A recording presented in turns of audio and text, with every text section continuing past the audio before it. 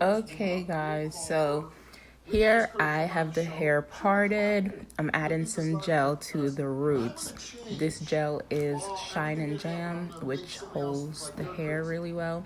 Comb through it to make sure it's detangled well. Now, my new technique that I just found out, well, just simply by doing her hair, is I have the braid right there. I separate it just like that without removing the hair completely together. Now I have one piece of hair. The hair that's going to be on the left is singled out by itself, and since I split the hair, I'm just holding on to it as it is split. So when I go to the roots, the hair that's on the left right there, I grip it with her natural hair. The hair that was split right there is the middle. Put that one in the middle as a box braid should be. Add some of her hair from the roots to the middle. And then on the right hand side, I use the remainder of her natural hair with that right strip. And so I grip it all and make sure I have a tight grip. My right hand is going to go between the middle and the left, just like that. And then the left is going to go underneath the middle. So the trick with braiding is this technique and most techniques, your left hand will always end up in the middle underneath the original piece. So as you can see, the right is going through the middle. The left is going to go underneath the middle.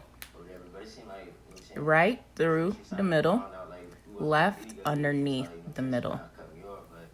She didn't want me to be there and stuff like that, so I just stopped, stopped caring, so, and now I'm getting some Shine and Jam and I'm adding it to her hair and the Kanekalon hair to make sure it blends. That way when it's being braided, you don't see her hair.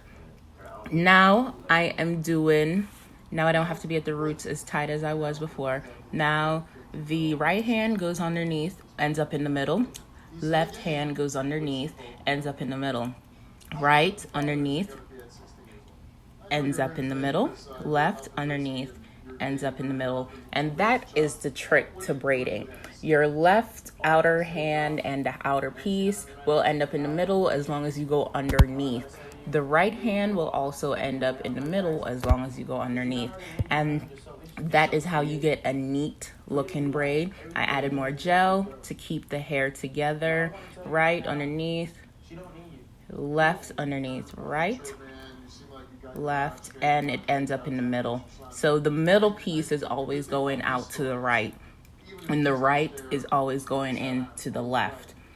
So that is simply what happens here with this technique. But I do have more than one technique, and in the next video I will show how individuals usually do their box braid by splitting it and curve.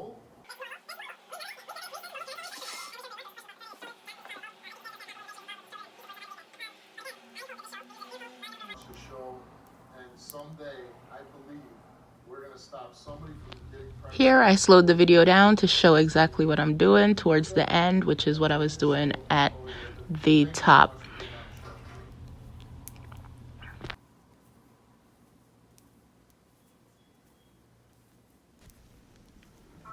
Ignore the sound in the back. That is in fact Steve Wilkos. I like to keep my customers satisfied by watching TV. I love Jerry Springer, Maury, and Steve Wilkos. Now that I am done with braiding, I have boiled some water, which will keep the ends together. Had her tilt her head back, and I dipped her ends and went as high as I could with the water to make sure everything was solid. Now I used a towel to dry her off, but we want to keep the ends straight, which means I'll continue to run the towel through her hair at the end to make sure that's as straight as possible and it's not crinkly, because that's not the look she was going for. Are you withholding any information about Ishan's death? She answered no. The results came back all the same to each question. They came back that Jasmine told To make sure I don't have any flyaways, I use mousse to hold the hair together and keep everything looking as neat as possible. Now you can use a blow dryer to set the mousse quicker, but in this video I did not do that. So